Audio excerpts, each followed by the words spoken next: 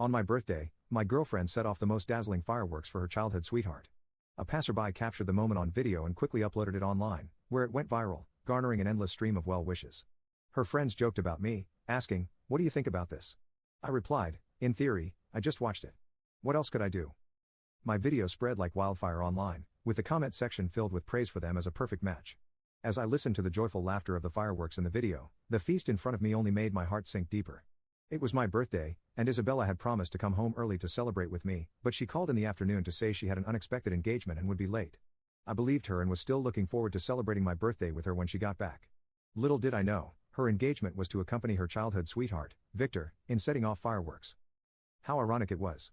In the video, Isabella's beautiful face, usually aloof and cold, was filled with laughter, and her eyes were full of tenderness as she looked at Victor. This was a smile I had never received. Before this, I thought she was just naturally not a smiling person, incapable of expressing affection. I laughed in self-mockery, unwrapped the cake, and ate in silence. The greasy sweet tasted right in my mouth, but suddenly, it felt pretty pointless. I took my phone and called Isabella. She answered quickly, and her voice was as cold as ever. "What's up?" As she spoke, I could clearly hear the sound of fireworks in the background. After a second of silence, I swallowed the cake in my mouth and asked calmly, "Where are you?" "At the office." "What's the matter?" She seemed to have moved away from the riverside, and the sound of fireworks was gone. Her voice was still calm, showing no signs of the panic one would expect in this situation. I glanced at the video on my tablet and felt even more disinterested. "Let's break up, you're making a fuss again," I sneered. "Browse the videos online more often, Miss Internet Celebrity." With that, I hung up the phone. Since I had proposed the breakup, I shouldn't stay at her place any longer. I looked at the untouched dishes on the table, got up, and went to the kitchen to find some containers to pack them up. Then I packed my belongings and took a taxi back to my small apartment, which I hadn't visited in a long time. After I graduated from university, my parents bought me a small apartment in the city. After getting together with Isabella, she always said that our homes were too far apart, and it was troublesome for us to commute between them, so she asked me to move in with her. Actually, the distance between these two houses was just the distance between her and me. We looked close, but our hearts seemed to be separated by the Pacific Ocean. Back in the long-lost small house, I tidied up simply and went to bed after washing up. The next day, I found only a few messages on my phone. "What's the matter with you now? Come back when you've calmed down. Don't be too willful." It seemed she came home last night and found out I had moved out. I didn't reply to her messages and just went about my own business. This kind of thing wasn't the first time it happened. Victor would call her whenever something was wrong. He would even ask her to accompany him when he was awakened by thunder at midnight and couldn't sleep. I had questioned her and quarreled and argued with her, but she said, "To people with a dirty heart, everything is dirty." Every time she abandoned me to go to Victor, she would send me roses afterward to appease me. I would continue to be deeply immersed in this relationship as if nothing had happened, but I'm tired this time. As I stepped out of the company after work in the evening, I saw her standing outside, dressed in a suit. She had a beautiful face and a tall and strong figure with excellent body proportions, just like a model on a runway. Passers-by couldn't help but look at her. If it were any other day, I would have gone up to her and rushed to get in the car to keep others from looking at her. But this time, I just wanted to pretend I didn't see her. I walked towards the station on my own, and Isabella quickly caught up with me. She didn't mention the incident and said calmly, "It's Jason's birthday today. He invited us to have dinner together." I stopped and looked at her. Sure, we got in the car, and there was a silence inside. The wind blew in from outside the window, and I smelled the faint scent of jasmine. It was the scent of Victor. The scent wasn't too pleasant. On a whim, I asked, "Do you like the smell of jasmine?" Isabella's eyes flickered slightly. "It's okay." "Really?" I thought, then why have I always smelled this scent on you before? I didn't say anything more. We arrived at the agreed hotel where they had been waiting for a while. Seeing us come together, Victor was obviously surprised. "Good evening, Isabella, Alex. We've been waiting for you for a long time." I smiled faintly and looked at Jason. "I'm sorry. I came in a hurry and didn't bring a gift." Jason is Isabella and Victor's childhood friend. Isabella always took me with her to their gatherings, and gradually, we became acquainted. "I've given him a gift. You don't need to feel sorry." Isabella led me to the table. The remaining two seats were opposite each other. I didn't know if they arranged it on purpose. I let go of her hand and walked straight to the seat opposite. Isabella's expression changed slightly, but she didn't say anything and sat down next to the empty seat beside Victor. I knew what her friends were thinking. They never approved of Isabella and me being together and were always cold to me. Before, I wanted to get along with them, and I would give them gifts I had carefully selected for every holiday. But I've never seen anyone really use the things I gave them. They probably didn't want to accept me from the bottom of their hearts. I was too naive to see such an obvious thing until now. I didn't say a word and ate quietly. Isabella chatted with them with ease, peeling shrimp without stopping.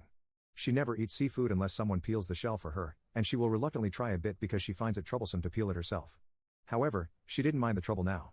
She peeled the whole plate of shrimp, moved it in front of Victor, and then slowly took a wet wipe and wiped her hands carefully. This was a treatment I had never had.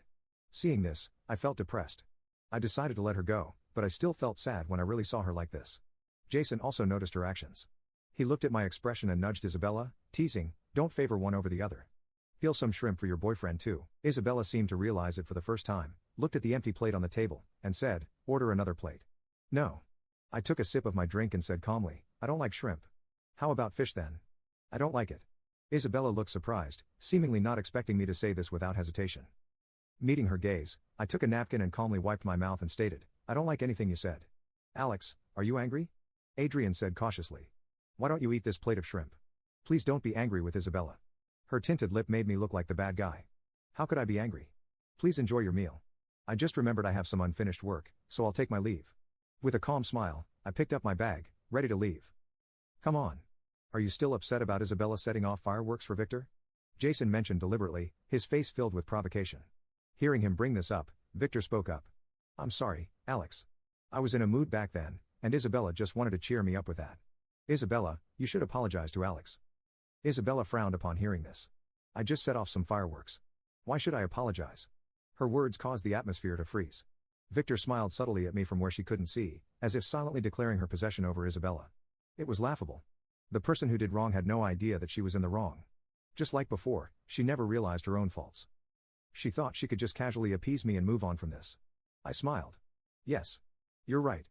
The fireworks were quite a spectacle. Keep it up next time." With that, I left without looking back. The moment I closed the door, I heard Victor's voice.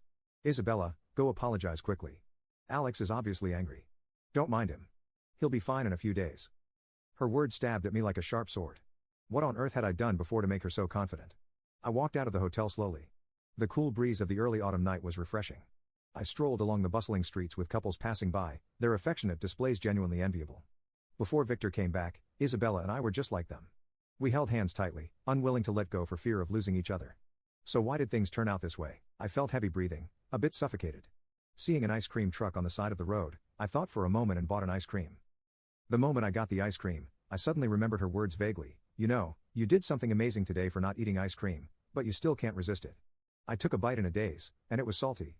"Your ice cream tastes salty," I said to the ice cream truck owner, my voice trembling. The owner glanced at me and handed me a tissue. "Mister, maybe you need to wipe your tears first." I looked at my eyes blurred, and I realized that tears had fallen on the ice cream. No wonder it tasted salty. I sniffed, turned around, and went home. I received a message from Isabella as soon as I got home. "Have you arrived home?" I glanced at it and didn't reply. "Soon," she sent another message. "Everyone didn't have a good meal because of you today. Let's invite them to dinner another day." I still didn't reply to her. She seemed to have lost patience and called me directly. I put down my phone and turned a deaf ear. When I came back after washing up, the phone had already fallen silent. Before going to bed, I absent-mindedly browsed through the WhatsApp statuses and unexpectedly saw a photo Victor posted 5 minutes ago.